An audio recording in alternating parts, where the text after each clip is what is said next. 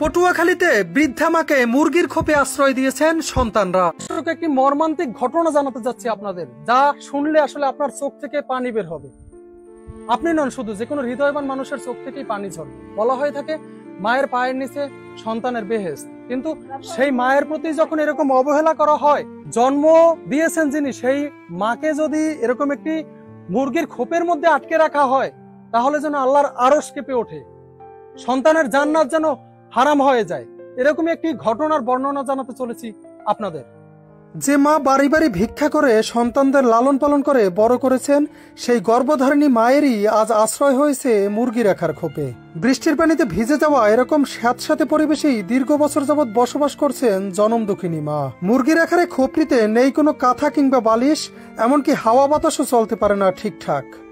দেখা যায় এমন একটি ঘরেই কোনো মতে খুঁটুমুটু দিয়ে বসে আছেন অসহায় মা। একটু পরপর খাবারের জন্য করছেন ডাক চিৎকার, কিন্তু কে শোনে তার চিৎকার? জানা যায় ঝড় বাদল যাই হোক না কেন, সকাল হলেই বৃদ্ধা মাকে মুরগির খোপে রেখে কাজে চলে যান সন্তান ও পুত্রবধূরা। এ সময় তাদের থাকার ঘরটিও রেখে যান তালাবদ্ধ। নিরুপায় হয়ে খাবারের আশায় নরবরে শরীরখানা নিয়েই এবারে ওবারে ছুটে বেড়ান জনম দুঃখিনী মা। সম্প্রতি পা পিছলে আছাড় খেয়ে মাথা ফেটে যাওয়া সহ হাত ভেঙে গেছে বৃদ্ধা মা নূরজাহান বেগমের। সারাদিনের যন্ত্রণায়ও ছটফট করছেন তিনি। এছাড়াও একটু পানি খাওয়ার জন্য করছেন তীব্র আহাজারি, কিন্তু একাকী বাড়িতে তার করুণ আহাজারি শোনার জন্য কেউ নেই। কারণ আদরের ছেলেরা যে ঘর তালাবদ্ধ রেখে সকালবেলায় চলে যান এদিক সেদিক, ফেরেন আবার সন্ধ্যায়।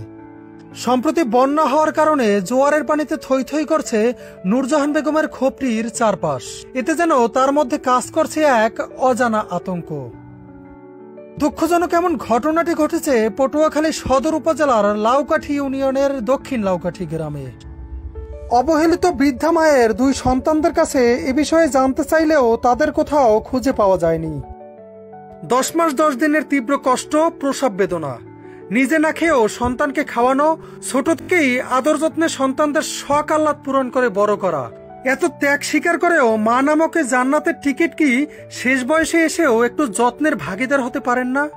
অবশ্যই সন্তান হিসেবে আজীবন মায়ের প্রতি আদর যত্ন ও ভালোবাসা আমাদের নৈতিক দায়িত্ব ও কর্তব্য। এজন্য প্রয়োজন আমাদের মানবিকতা বোধের। শিক্ষিত হওয়ার আগে প্রয়োজন মানুষ হওয়ার, তবেই পৃথিবী হবে আরো সুন্দর, শান্তিময়। সোহাইব মাকসুদ, নূর নবী, পটুয়াখালী নিউজ।